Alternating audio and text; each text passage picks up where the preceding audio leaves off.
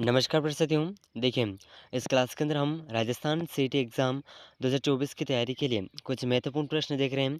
और ये प्रश्न 22 अक्टूबर को जो सीईटी एग्ज़ाम का पेपर है, उस एग्ज़ाम के अंदर बार-बार रिपीट होने वाले क्वेश्चन हैं। और इनमें से बहुत से क्वेश्चन आपको 22 अक्टूबर के पेपर में देखने को मिल जाएंगे। ठीक है, तो सभी प्रश्न बहुत ही महत्वपूर्ण रहने वाले हैं। एक भी प्रश्न को मिस मत करिएगा। अगर आपको सीईटी एग्ज़ाम के अंदर 40% मार्क्स लाने हैं, ठीक है, तो इन प्रश्नों को एंड तक वॉच करिएगा। बहुत ही महत्वपूर्ण प्रश्न रहने वाले हैं। ठीक है साथियों, चलिए तो देखिए, इन सभी प्रश्नों में से आपके कितने प्रश्न सही होते हैं कमेंट करके ज़रूर बताइएगा। और अगर आप उदयपुर लर्निंग क्लासेज चैनल पर नए हैं तो चैनल को सब्सक्राइब जरूर कर लीजिएगा। ठीक है, बहुत ही महत्वपूर्ण प्रश्न रहने वाले हैं। तो आज का जो अपना महत्वपूर्ण प्रश्न है, ठीक है, क्वेश्चन नंबर 1 आपके सामने है। निम्न में से कौन सा नाट्य श्री कृष्ण के जीवन चरित्र पर आधारित होता है? तो देखिए साथियों, ऐसा कौन सा नाट्य है जो श्री कृष्ण के जीवन चरित्र पर आधारित होता है? तो देखिए, इसका जो सही आंसर है, ऑप्शन 1 है रामलीला, ऑप्शन 2 स्वांग, ऑप्शन 3 रासलीला, ऑप्शन 4 है बवाई नाट्य। तो देखिए, इन चार ऑप्शन में से जो इस प्रश्न का सही आंसर है, यह सही आंसर हो जाएगा वह नाट्य जो श्री कृष्ण के जीवन चरित्र पर आधारित है, तो यह है रासलीला। ठीक है, तो ऑप्शन 3 इस प्रश्न का बिल्कुल सही आंसर हो जाएगा। ठीक है साथियों, ज़रूर याद रखिएगा। चलिए तो देखिए, अगला महत्वपूर्ण प्रश्न। तो देखिए साथियों, बहुत ही शानदार क्वेश्चन आपके सामने हैं। और सीट एग्ज़ाम के अंदर हूबहू इसी तरह के क्वेश्चन देखने को मिलेंगे। तो बहुत ही महत्वपूर्ण प्रश्न है। निम्नलिखित में से किस अधिनियम के अंतर्गत राजस्थान ग्रामीण आजीविका विकास परिषद राजीविका, ठीक है, का पंजीयन किया गया था? तो देखिए, राजस्थान का ऐसा कौन सा अधिनियम है जिसके अंतर्गत राजस्थान ग्रामीण आजीविका विकास परिषद राजीविका का पंजीयन किया गया था? तो देखिए, यह पंजीयन कब किया गया था? ऑप्शन 1 है राजस्थान सोसाइटी अधिनियम 1958 में, भारतीय पंजीकरण अधिनियम 1908 में, ऑप्शन 3 है एनजीओ पंजीकरण अधिनियम, और ऑप्शन 4 है सोसाइटी पंजीकरण अधिनियम 1918। तो देखिए, ये जो पंजीकरण हुआ था, ये कौन से सन में हुआ था? तो देखिए, इन चार ऑप्शन में से जो इस प्रश्न का सही आंसर है, यह सही आंसर हो जाएगा इस प्रश्न का जो सही आंसर है, यह ऑप्शन ए बिल्कुल सही आंसर हो जाएगा। राजस्थान सोसाइटी अधिनियम 1958 के तहत राजीविका का पंजीयन किया गया था। ठीक है, तो इस प्रश्न का ऑप्शन ए बिल्कुल सही आंसर हो जाएगा। ठीक है साथियों, ज़रूर याद रखिएगा, बहुत ही महत्वपूर्ण प्रश्न है। ठीक है, चलिए तो देखिए, अगला महत्वपूर्ण प्रश्न। तो देखिए, बहुत ही शानदार क्वेश्चन आपके सामने है।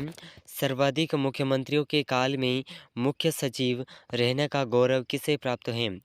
तो देखिए साथियों, सर्वाधिक मुख्यमंत्रियों के काल में मुख्य सचिव रहने का गौरव किसे प्राप्त हुआ? तो देखिए, इसका जो ऑप्शन है, ऑप्शन 1 है अजय माथुर को, ऑप्शन 2 है शिव रस्तरोगी को, ऑप्शन 3 बिपिन बिहारी लाल को, ऑप्शन 4 है इनमें से कोई नहीं। तो देखिए, इन चार ऑप्शन में से सर्वाधिक मुख्यमंत्रियों के काल में मुख्य सचिव रहने का गौरव जिसे प्राप्त है, यह है ऑप्शन 3 विपिन बिहारी लाल। ठीक है, तो इस प्रश्न का ऑप्शन सी बिल्कुल सही आंसर हो जाएगा। ठीक है साथियों, ऑप्शन सी इस प्रश्न का बिल्कुल सही आंसर हो जाएगा। ठीक है, ज़रूर याद रखिएगा, बहुत ही महत्वपूर्ण प्रश्न है। ठीक है साथियों, चलिए तो देखिए, अगला महत्वपूर्ण प्रश्न। तो देखिए साथियों, बहुत ही शानदार क्वेश्चन आपके सामने है। उच्च न्यायालय के अभिलेख न्यायालय कोर्ट ऑफ रिकॉर्ड की शक्ति का वर्णन किस अनुच्छेद में है? तो देखिए, उच्च न्यायालय के अभिलेख न्यायालय की शक्ति का जो वर्णन है, ये कौन से अनुच्छेद के अंदर है? तो देखिए, इसका ऑप्शन 1 है अनुच्छेद 208, ऑप्शन 2 है अनुच्छेद 210, ऑप्शन 3 है अनुच्छेद 215, ऑप्शन 4 है इनमें से कोई नहीं। तो देखिए साथियों, इन चार ऑप्शन में से जो इस प्रश्न का सही आंसर है, ये सही आंसर कौन सा है? जल्दी से कमेंट करिएगा। ठीक है, तो इसका जो सही आंसर है, ऑप्शन 3 अनुच्छेद 215 बिल्कुल सही आंसर हो जाएगा। ठीक है, ऑप्शन सी इस प्रश्न का बिल्कुल सही आंसर है, ज़रूर याद रखिएगा। ठीक है, एग्ज़ाम की दृष्टि से बहुत ही महत्वपूर्ण प्रश्न रहने वाले हैं।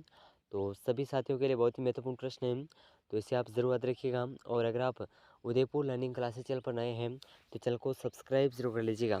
ठीक है, चलिए तो देखिए साथियों, बहुत ही महत्वपूर्ण प्रश्न आपके सामने है।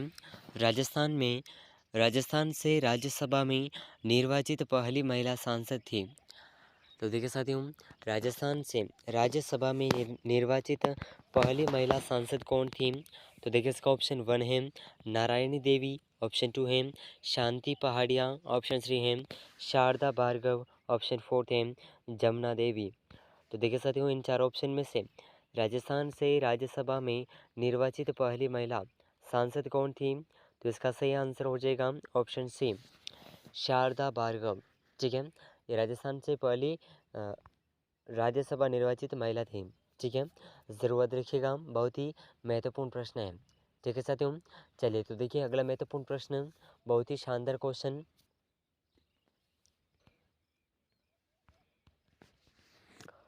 तो देखिए साथियों, बहुत ही शानदार क्वेश्चन आपके सामने है। जैसलमेर की उत्तर दिशा में बड़ी संख्या में स्थित प्याला जिले, जो प्रायः निम्न कागारों से घिरी होती हैं, कहलाती हैं। तो देखिए साथियों, जैसलमेर की जो उत्तर दिशा में बड़ी संख्या में स्थित प्याला जिले हैं, ठीक है, जो प्रायः निम्न कागारों से घिरी होती हैं, तो ये क्या कहलाती हैं? ठीक है, ये जो कहलाती हैं उसके बारे में पूछा गया है। तो देखिए इसका ऑप्शन 1 है खादर भूमि, ऑप्शन 2 है कुब्बड़ पट्टी, ऑप्शन 3 है खंडीन, ऑप्शन 4 है बरखान। तो देखिए साथियों, ये जो कहलाती हैं यह खंडीन भूमि कहलाती हैं। तो इस प्रश्न का ऑप्शन सी बिल्कुल सही आंसर हो जाएगा। ठीक है, ऑप्शन सी इस प्रश्न का बिल्कुल सही आंसर हो जाएगा। ठीक है साथियों, ज़रूर याद रखिएगा, बहुत ही महत्वपूर्ण प्रश्न है। ठीक है, चलिए तो देखिए अगला महत्वपूर्ण प्रश्न। चलिए तो देखिए साथियों, बहुत ही शानदार क्वेश्चन आपके सामने है। जेठमलोत राठौड़ को किस लोक देवता के नाम से जाना जाता है? तो देखिए साथियों, जेठ मल्होत्रा राठौड़ जिन्हें कौन से लोक देवता के नाम से जाना जाता है, इस क्वेश्चन के अंदर पूछा गया है। ठीक है, तो देखिए इसका ऑप्शन 1 है पाबू जी, ऑप्शन 2 हड़बू जी, ऑप्शन 3 आलम जी, ऑप्शन 4 है कल्ला जी। तो देखिए इन चार ऑप्शन में से जो इस प्रश्न का सही आंसर है, यह सही आंसर हो जाएगा, इन्हें आलम जी के नाम से जाना जाता है। ठीक है, तो इसका ऑप्शन सी इस प्रश्न का बिल्कुल सही आंसर हो जाएगा। ठीक है साथियों, चलिए तो देखिए अगला महत्वपूर्ण प्रश्न, बहुत ही शानदार क्वेश्चन। तो देखिए साथियों, बहुत ही शानदार क्वेश्चन आपके सामने है। निम्नलिखित में से कौन सा बांध माही बजाज सागर परियोजना का हिस्सा नहीं है? तो देखिए साथियों, निम्नलिखित में से ऐसा कौन सा बांध है जो माही बजाज सागर परियोजनाओं का हिस्सा नहीं है? तो देखिए इसका ऑप्शन 1 है कागदी पिकअप बांध, ऑप्शन 2 है कड़ा कडाना बांध, ऑप्शन 3 है जवाहर सागर बांध, ऑप्शन 4 है बजाज सागर बांध, माही बजाज सागर बांध। ठीक है, तो देखिए इन चार ऑप्शन में से जो बांध माही बजाज सागर परियोजना का हिस्सा नहीं है, ठीक है, ये सागर है जवाहर सागर बांध। ठीक है, और ये चंबल नदी के किनारे हैं। ठीक है, चंबल नदी का हिस्सा है। तो इस प्रश्न का ऑप्शन सी बिल्कुल सही आंसर हो जाएगा। ठीक है साथियों, ज़रूर याद रखिएगा, बहुत ही महत्वपूर्ण प्रश्न है। ठीक है, चलिए तो देखिए अगला महत्वपूर्ण प्रश्न, बहुत ही शानदार क्वेश्चन। चलिए तो देखिए साथियों, बहुत ही शानदार क्वेश्चन आपके सामने है। राजस्थान में तेरह पंथ संप्रदाय की स्थापना किसने की? तो देखिए राजस्थान में तेरह पंथ संप्रदाय की स्थापना कौन से किसने की थी? तो देखिए इसका ऑप्शन 1 है जीन सेन जी ने, ऑप्शन 2 है श्रमणनाथ जी ने, ऑप्शन 3 है भिक्षु स्वामी आचार्य भिक्षण जी ने, ऑप्शन 4 है आचार्य तुलसी जी ने। तो देखिए साथियों, इन चारों ऑप्शन में से जो इस प्रश्न का सही आंसर है, राजस्थान में तेरह पंथ संप्रदाय की स्थापना जिनके द्वारा की गई थी, तो यह है भिक्षु स्वामी आचार्य भिक्षण जी। ठीक है, तो इस प्रश्न का ऑप्शन सी बिल्कुल सही आंसर हो जाएगा। ठीक है साथियों, ज़रूर याद रखिएगा, बहुत ही महत्वपूर्ण क्वेश्चन है। चलिए तो देखिए अगला महत्वपूर्ण प्रश्न। चलिए तो देखिए बहुत ही शानदार क्वेश्चन आपके सामने है। कौन सी मृदा सिरोजम मृदा के नाम से भी जानी जाती है? तो देखिए साथियों, ऐसी कौन सी मृदा यानी कि मिट्टी है जिसे सिरोजम मिट्टी भी कहते हैं? ठीक है।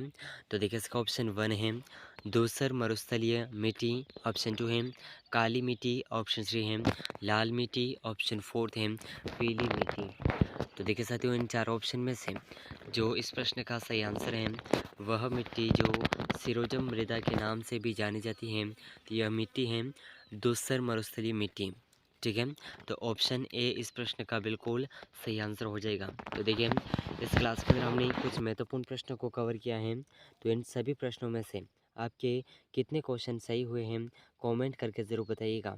और देखिए साथियों इस चैनल पर हमने जो अब तक क्लासेस की हैं उन सभी क्लासेस को अगर आपने एंड तक वॉच किया है तो इन क्लासेस में से अधिकतर क्वेश्चन आपको एग्ज़ाम के अंदर देखने को मिल जाएंगे। तो सभी प्रश्न बहुत ही महत्वपूर्ण हैं। इन सभी प्रश्नों में से आपके कितने क्वेश्चन सही हुए हैं कमेंट करके ज़रूर बताइएगा। मिलते हैं अगले महत्वपूर्ण प्रश्नों के साथ में, तब तक के लिए जय हिंद जय भारत।